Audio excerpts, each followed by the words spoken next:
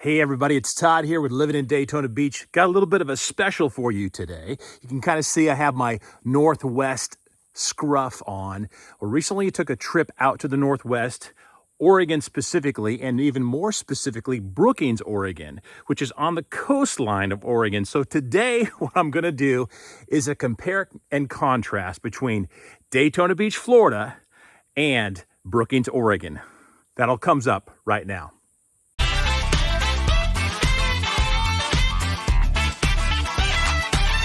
And as I stated before, this is a compare and contrast between Daytona Beach, Florida, and Brookings, Oregon. So we're going to look at the map to show you specifically where I'm talking about. And we're going to look a little more specifically at what the differences are from the beach to the activities, even to the real estate. So stick around. That all happens right now. Hey, if this is the first time to the channel, go ahead, hit subscribe and the bell so you never miss a thing about living in Daytona Beach, moving to Daytona Beach, or relocating to Daytona Beach. And as always, if you are moving in 3 days to 3 months, 9 days to 9 months, if you're moving to Florida, moving to Daytona Beach, send us a text, give us a call, send us an email, or even set up a Zoom video call because we want to make your move, we will make your move memorable. Okay, we are here on the United States map. Why is that? Because right now, or most recently, I just taken a trip from Daytona Beach, Florida, all the way to Oregon. So I went to Brookings, Oregon, which is on the coastline of Oregon, and I want to kind of use this segment as a compare and contrast. Might as well, two different coastlines, two different oceans. Let's talk about what is going on. So let's first look at the U.S. map, and of course, we're going to look at where we're talking about. We've got Florida down here. Right here is Florida. Woo! And here we are all the way up here in Oregon. Holy moly. You got to be curious. Serious, what is the distance? I want to know. So it's going to close this right here. And we're going to talk about how far away one is from the other. We're going to measure this out right here on the screen. So we'll start over here in Daytona Beach, which is right about there on the map. You can see it. I'd zoom in a little bit where my dot is at. Daytona Beach resides right about here. Took a nice road trip across the U.S. all the way to Oregon. And what is the distance there? So briefly, where I was on the coast in Oregon, right about here. You can see that all the way across. Now, if I was a bird and went right across, I'm looking at 2,539 miles. 2,539 miles. Of course, it wasn't that easy. I took a little bit of a trip right here down through the U.S., and it actually worked out to where I popped up to Tennessee for a little bit. So if I was to be specific, a little more specific about the journey, it probably was closer to 2,900 miles. That's a long way. So what are we talking about here? What is the difference? We're going to be looking later on in the video about what the differences are. I can tell you right off the bat, looking here in Florida, in Daytona Beach, you kind of see it. You got Jacksonville right here, St. Augustine, Palm Coast, and Daytona Beach. So Daytona Beach is surrounded by multiple small towns or suburbs. You want to get specific about it. I've talked about this in other videos. We have the city of Daytona Beach, which is right here. That's the city of Daytona Beach right here. And you can see all around here, there are multiple suburbs. Holly Hill, Ormond Beach, Ormond by the Sea. You've got Port Orange to the south, Ponce Inlet. New Smyrna even is close enough to be considered a suburb of Daytona Beach. So this whole area right here is all city. Going to be a huge difference. Later on in the video, I'm going to talk about how 10 million people visit Daytona Beach every single year. To compare and contrast, one is not better than the other. They're just different. So let's back out and back up a little bit. I'm going to clean that up and back out from here, and we're going to look at Oregon. Where I was a town of Brookings, Oregon. less than 10,000 people. So we look over here in the US map and scroll in to see where I was at. Right here is Brookings, Oregon. I'm going to mark it out so you can see it a little bit clearer on here. It's right here. Little town of Brookings, Oregon, right on the coastline of Oregon. Scrolling in a little closer, I'm going to show you what the differences are. You'll see right off the bat. Right here, scrolling in, is just Brookings. It's just the city. That's it. Of course, you got Brookings and the harbor, which is called the Brookings Harbor. You've got quite a few state parks actually along this beach area right through here. You've got Harris Beach State Park, beautiful park. That's where I spent majority of my time when I was over there just recently. But there's very, very few people that actually visit this area.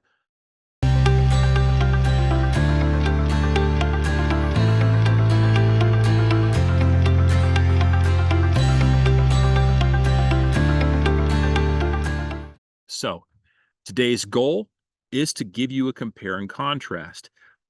Now, why would I be talking about both these spots? Well, I grew up in Oregon. I grew up actually just outside of Brookings, about an hour actually to the east of Brookings. So I spent a little time inland growing up, but have visited many spots along the Oregon coast, have lived there in Oregon the majority of my life.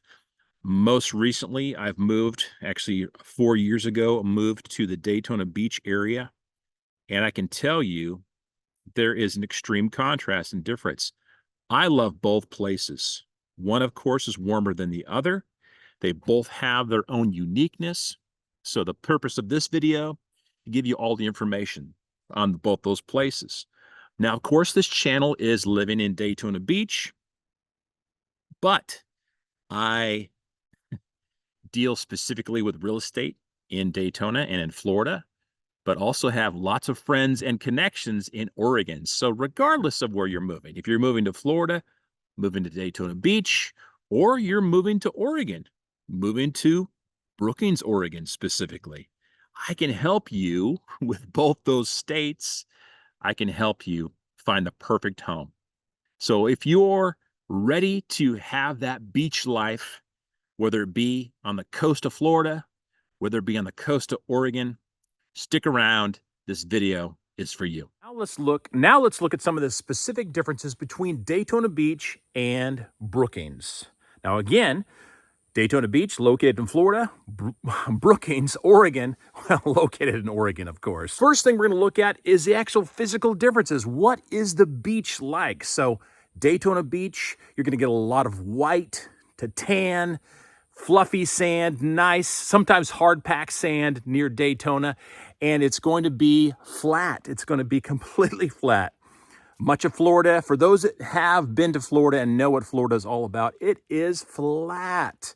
So it's a nice expansive beach, brown, tan sand. Now compare that to Oregon. Well, Oregon's a completely different area, of course. You have a little more rocky atmosphere on the beach. The beach sand is actually a little more dark gray to black sand. Sometimes there'll be a mixture of shells, and it's a completely different type of sand, different type of beach. Let's talk about the weather. So the actual summer temperature in Florida, in Daytona Beach specifically, on average ranges about in the 90s. Low 90s, mid 90s throughout the summer months. Oregon, a little bit different. Brookings, Oregon, and along the coastline of Oregon, the average temperatures through the summer months are about 77 degrees. A little bit cooler. So if you wanted to get cooled off during the summertime, Oregon's the place to be. If you want to enjoy the sun and the warm atmosphere, then I would definitely encourage you to be in Daytona Beach. Now, when you're at the beach, when you're at the ocean, a lot of people like to get into the water. Well, there's huge differences. In Daytona Beach, especially in the summer months, the average water temperature in Daytona is 80 degrees. Oh, that feels so good. And you can stay in the water for an any length of time without too much issue other than maybe getting sunburned and having to get out of the ocean and apply sunscreen. Go the 2,800 miles, 3,000 miles away to Oregon.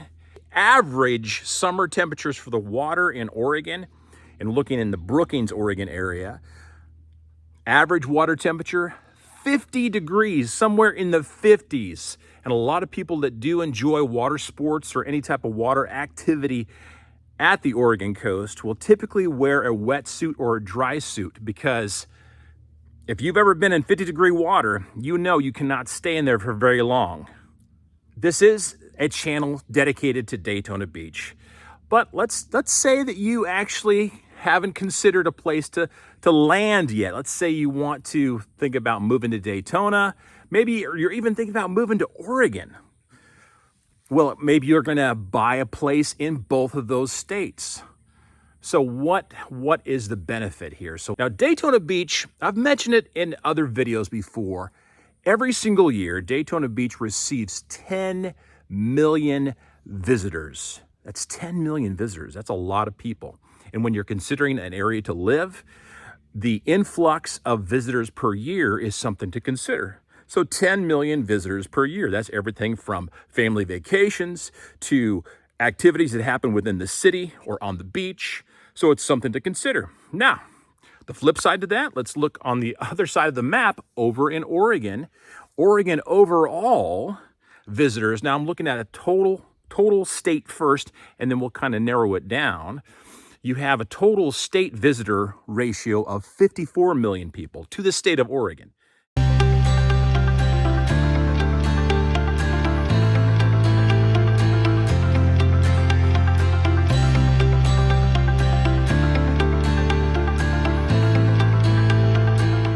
Tons of different activities. We're going to get into activities in a moment and talk about why people visit those different areas, Daytona and Oregon, the Brookings, Oregon area.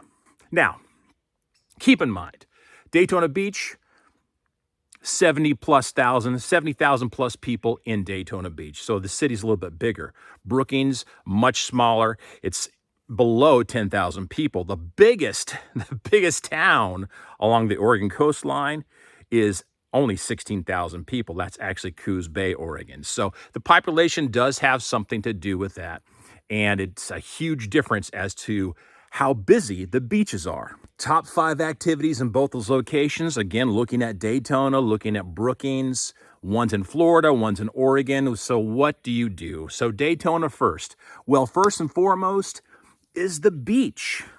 It's Daytona Beach, the world's most famous beach, and it's called that for a reason. Already mentioned 10 million people visit per year. The beach is expansive. Of course, not only do you have the boardwalk along Daytona Beach, you also have the beach itself, which is a great place that you can actually drive and park your vehicle if you want to.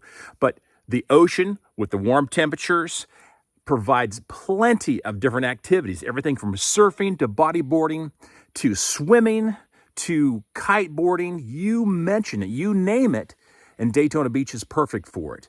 And of course, because of the wide open beach, a lot of people just enjoy activities right on the beach, whether it be volleyball, soccer, throwing a football, sunbathing, whatever it may be. And of course, because Daytona Beach is within the city, there's plenty of opportunity to go to a restaurant right there on the beach. All the activities can happen right there. Another huge activity that happens at Daytona Beach, the Daytona 500. If you're a race fan and you know anything about NASCAR, you know that the Daytona 500 is one of the biggest platforms for the racing community. And Daytona Beach offers one of the biggest sites for that at the Daytona 500. People from all over the world show up every single year, hence the 10 million people per year, to the Daytona 500. Events happen almost throughout the whole year. And it's a great spot for race fans because not only is the racetrack phenomenal, but also, again, it's right within the city. There's plenty of activities, restaurants, and other activities to do. And when you're done watching a race, you go to the beach. It's what you do. What else is there to do in Daytona Beach? Well, for one thing, we have a phenomenal pier and boardwalk area. Now, you've got shopping, you've got restaurants, you also have live concerts, so there's always plenty of things to do within the Daytona Beach area. Not to mention there's extras such as miniature golf, water parks, and things to cool off. And of course, all that so close to the beach gives complete access. And that's why so many visitors show up every single year, is because there's so much activity to do in such a small area. You never run out of things to do, and you're always entertained. So you want to step away from the beach for a little bit? Well, fantastic, because Daytona Beach offers plenty of opportunity for all my golfers out there. One of those specific golf areas is the LPGA International, offering 2 world-renowned golf courses. So when you want to step away from the beach, you want to enjoy the green, as it were, golfing is the place for you, and there's plenty of opportunity right here in Daytona Beach. And let's say you're really into adventure, like high adventure, and you want to go cruising with your Harley Davidson. If you want to go cruising with your Harley Davidson, then everyone hits the Loop. So the Loop is, again, almost world renowned, because people from all over the country, all over the world show up every single year, especially for Bike Week, and travel the Loop, which is a great place to cruise, enjoy some of the beauty that surrounds Daytona Beach, and of course, hang out with some of your good friends. So now we're on the other side of the map. We're over in Oregon. We're in Brookings, Oregon specifically. And again, one of the highlights of that area is the beach. So Daytona Beach, phenomenal, because there's tons of things to do. But if you want to step away, if you want to transport yourself to a place where you can have a beach almost all to yourself, then Oregon would be the place to be. Brookings, Oregon offers some of the best views ever. And of course, the landscape of the beach is completely different. You'll have some sand, you'll have some rocks, you'll have some tide pools. It offers a variety of different things to view and different things to experience. Now, keep in mind, there's a complete difference. Daytona Beach, a lot of areas you can actually drive on the beach. Oregon, not so much. Typically, if you are driving on the beach, it's a very specific area, and typically you have a Jeep to do it. You have to have a 4-wheel drive just to access the beach, because there are so many different elevation changes and cliffs in the area that sometimes getting down to the beach itself is a little precarious. If you want to step away from beach activity, but still stay within the coastal area, then I would definitely encourage you to go to Azalea Park. There's tons of different parks on the Oregon coast, but the Azalea Park, located near Brookings, Oregon, is just gorgeous. Transports you to a time when these flowers, this area, this beauty, natural beauty, was established years and years, hundreds of years ago, and is still viable today. Let's say you want to experience some of the local flair and flavor. Well, Oregon is known for its brewing companies. So Chetco Brewing Company over there on the coast is a great place to experience some of the best beers created in the nation. And Oregon is quite well known for all its brewing strategies and flavors. And Brookings, Oregon, especially is no different. You can enjoy some of the local flavors in the brewing community. Enjoy yourself at those brewing specialties at a lot of the brew pubs. So you can enjoy yourself some food and some brew.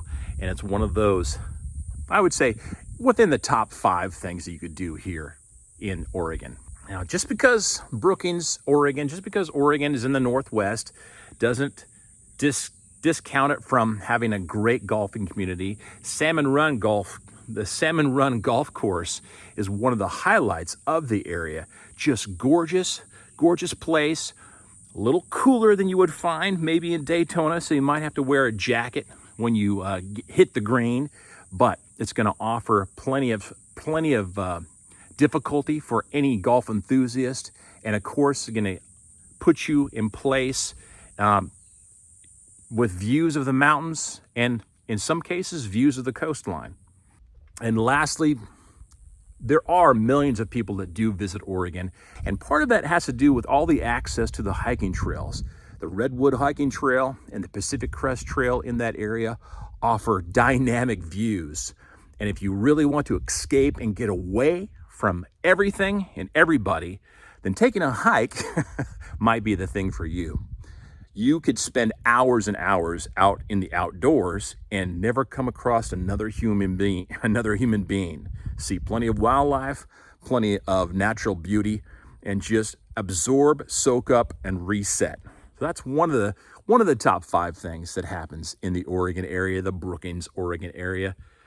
Quite a bit different from Daytona Beach. So you might be saying to yourself, well, Todd, this is a living in Daytona Beach channel, so why are you talking about Oregon so much? Well, I was born and raised in Oregon and have lived there the majority of my life. More recently, in the last 4 years, I moved to Daytona Beach. What's nice is that I'm able to compare and contrast because I've been and live in both those places. I've visited the Oregon coast numerous times. I live in Daytona Beach, Florida, so I can completely compare those two and tell you honestly what I think of them. I love them both. I really, really do. Now, when I want to cool down, especially in the summer months, I head to the Oregon coast. Like I said before, average temperatures in the 70s. Beautiful. And of course, the humidity is different. Humidity is high in Florida, lower in Oregon. But let's talk about things more specifically. Let's talk about what the real estate is like. So whether in this episode here, we're talking about if you're wanting to move to Florida, if you want to move to Oregon, I can give you information on both of those. Let's say you're at a place in your life where you could have a home in both those states. And let's say you love the ocean, you love the beach. I would encourage you to get a place in Daytona Beach, Florida, and in Brookings, Oregon, or somewhere along the Oregon coast, somewhere along the Florida coast. So let's look at the real estate. Daytona Beach, anything off the beach, not anything, I should say.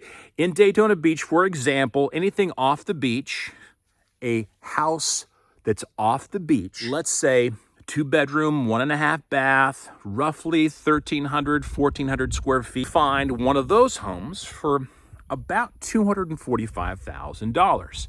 Now that equates to about $178 per square foot. Not too bad.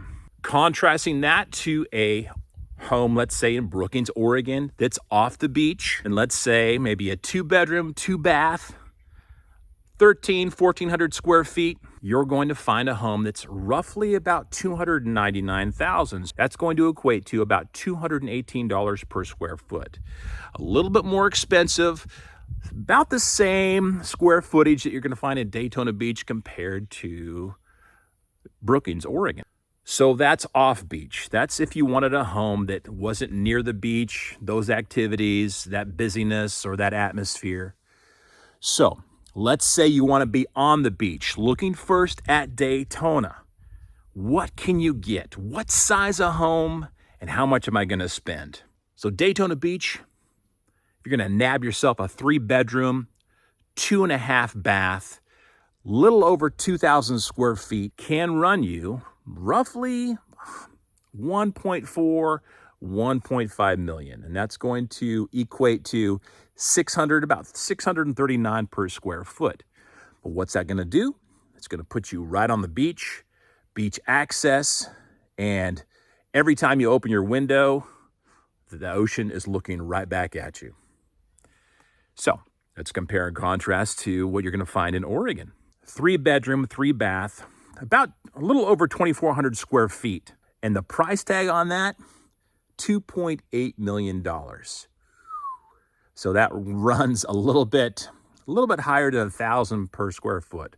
Almost so, a little over $1,000 per square foot.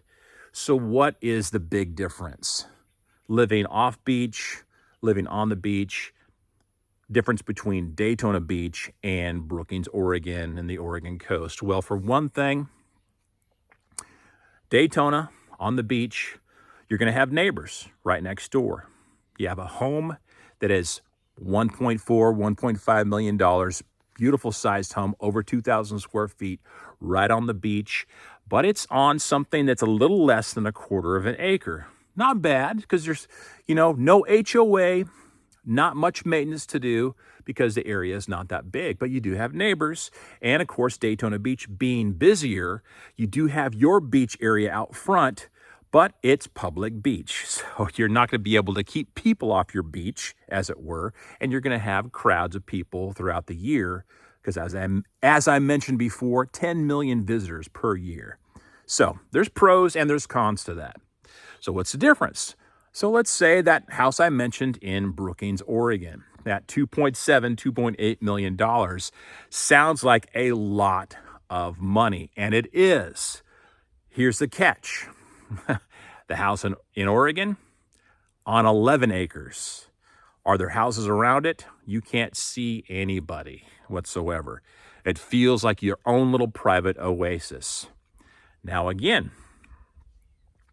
Daytona Beach, you're right on the beach, beautiful access, quick access to the beach, sun and surf right there at your footsteps. The house in Oregon, up on a cliff, so it's a little bit of a hike down to the beach. But the beach is going to feel like a private experience. Not many visitors to the Oregon coast throughout the year, so there's going to be times you're going to be almost all alone on that beach. Of course, it's cooler, colder. You're not going to be able to enjoy the water probably as much. And the sunshine, well, you might get 2 hours of sunshine a day. And that's enough to get a little bit of a suntan, but nothing near to what you're going to get in Daytona Beach. So, to conclude things, I hope this information was helpful. There's tons of other information that I'm going to link in the description below. If you are curious about moving to Daytona Beach, if you're curious about moving to Brookings, Oregon, or any place in Oregon, or any place in Florida, give us at Living in Daytona Beach, give us a call, text, email, or we'll even set up a Zoom video call. We will make your move memorable. Until next time, this is Todd in Living in Daytona Beach, and I'll see you at the beach.